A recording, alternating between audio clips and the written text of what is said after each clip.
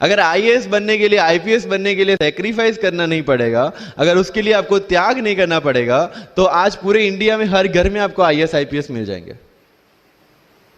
So when you are entering into this game of UPSC or MPSC, make sure that you have to sacrifice anything which will take you to your goal. लेकिन problem ये है कि हमें tension होती है, यार दोस्त की एंगेजमेंट है, उसकी बर्थडे पार्टी है, उसकी शादी है, अटेंड नहीं करूंगा तो बोलेगा मैं तेरी शादी में नहीं आऊंगा, एंड ऑल. लेकिन बिलीव मी, जब आप आईएएस बन जाओगे, वो सामने से याद दिलाएगा, भाई इनविटेशन कार्ड नहीं भेजा तूने. समझ रहे हो? तो जो कुछ भी इसके लिए सेक्रीफाइस कर रहे हो, वो जब आप उस पोस्ट पे पहुंचोगे, सब कुछ वर्थ है, सब कुछ.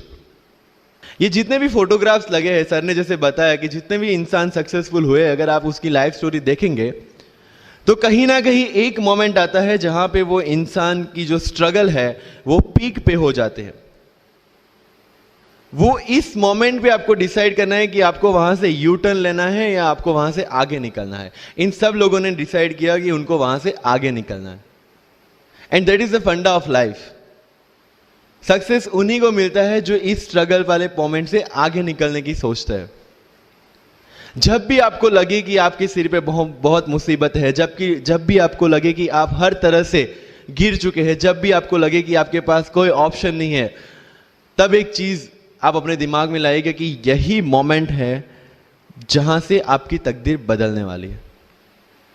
क्योंकि डायमंड जो होता है वो जितना ज्यादा घिसता है उतनी ज्यादा उसकी वैल्यू होती है. सोना जो होता है वो जितना ज्यादा तपता है उतनी उसकी वैल्यू होती है. अगर आप जिंदगी में तप रहे हैं, अगर आप जिंदगी में घिस रहे हैं, अगर आपको लग रहा है कि आप हर तरह से मुसीबतों में गिरे हुए हैं, तभी आपकी जो वैल्यू है वो बढ़ने वाली है.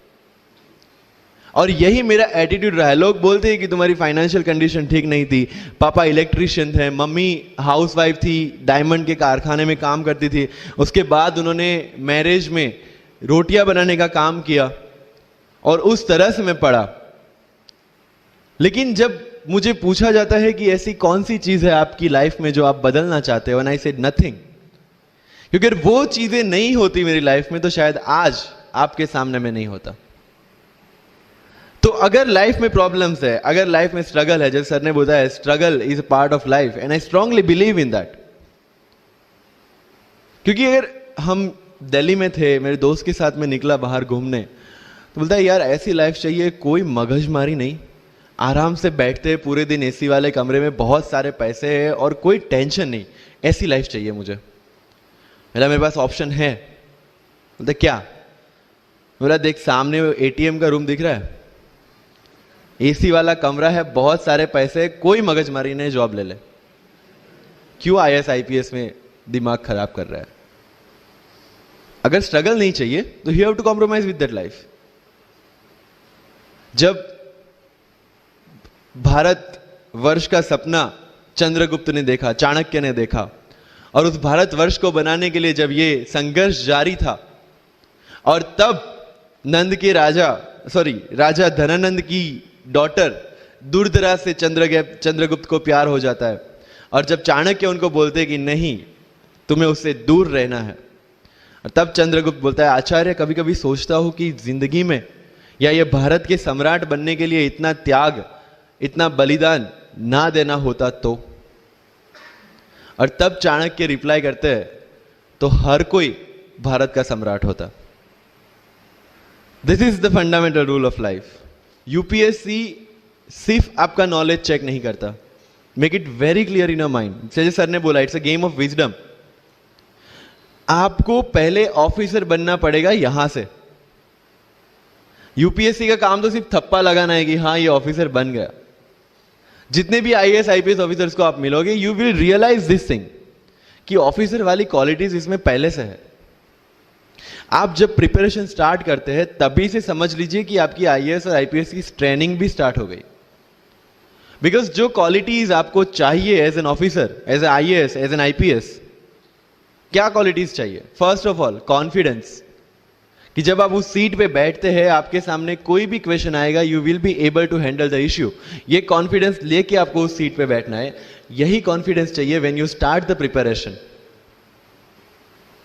डिसीजन मेकिंग, अगर हर एक टॉपिक पे आप हर एक कोई को पूछने जाते हैं भाई इसमें कौन सी बुक पढ़ूं, इसमें क्या पढ़ूं, इसमें क्या करूं, then you are not suitable for this exam. आज मेरे पास काफी मैसेजेस आते हैं, sir please give me your strategy. I am sure आप में से काफी लोगों ने किसी टॉपर्स को पूछा होगा please share your strategy. Why? हर एक की स्ट्रेटजी अपनी खुद की होती है। अगर आज 990 लोग यूपीएससी में सिलेक्ट हुए तो यू विल गेट 990 स्ट्रेटजीज, क्योंकि हर एक की स्ट्रेंथ और हर एक की वीकनेस अलग है। You have to understand this. आप कभी डॉक्टर के पास जाते हैं बीमार होके, और कभी डॉक्टर को यह बोला है सर जो आगे वाले पेशेंट को दी ना मुझे वही मेडिसिन चाहिए। डिड यू से लाइक दैट? नो, क्योंकि उसकी बीमारी अलग है, मेरी बीमारी अलग है। सेम चीज विद यूपीएससी, आपकी स्ट्रेंथ और आपकी वीकनेसेस अलग है, किसी टॉपर की स्ट्रेंथ और किसी टॉपर की वीकनेसेस अलग है। Why should I walk on the same path, जबकि मुझे पता है कि वो मेरे लिए बना ही नहीं। I have to create my own path. मेरा यूपीएससी का जो बुक लिस्ट है वो अगर आप देखेंगे ना तो यू विल फाइंड कि ये completely out of the box book list है। मैंने कभी लक्ष्मीकांत नहीं पढ़ी। आई नो यूपीएससी फ्रेटर्निटी के लिए ये बहुत बड़ा स्टेटमेंट है। I never read Shankar IAS, I never read Yojana, I never read Kurukshetra. I didn't do writing practice for mains. मैंने मेंस में GS2, GS3, GS4 का एक एक पेपर, एक ऐसे और ऑप्शनल का एक एक पेपर लिखा है। That's all about my writing practice. Because I knew what are my strength and what are my weaknesses. Mains में 3 चीजें होती है, handwriting, speed and content. When I was so sure about my handwriting and my speed, why should I waste my time on writing the papers? Instead of that, I focused on improving my content. Getting my point? So if you are the aspirant की जिसको लगता है कि 3 घंटे में मेरे से paper finish नहीं होता, then go for writing practice. Then write as much as you can because you need that. But किसी टॉपर ने 50 पेपर लिखे हैं, 3 टेस्ट सीरीज ज्वाइन किया है, इसलिए मुझे भी करना पड़ेगा। No, that is not the rule in UPSC. किसी ने ये टेस्ट सीरीज ज्वाइन की, मैं वहां चला गया, किसी ने वो टेस्ट सीरीज की, मैं वहां चला गया। No, you have to create your own path and this was the biggest part of my UPSC preparation. सुनो सबकी, करो मन की। This is applicability of your mind, क्योंकि आपकी स्ट्रेंथ, आपकी वीकनेस आपसे ज्यादा अच्छा कोई नहीं जानता। आपके पेरेंट्स भी नहीं, आपका सबसे क्लोज टीचर भी नहीं।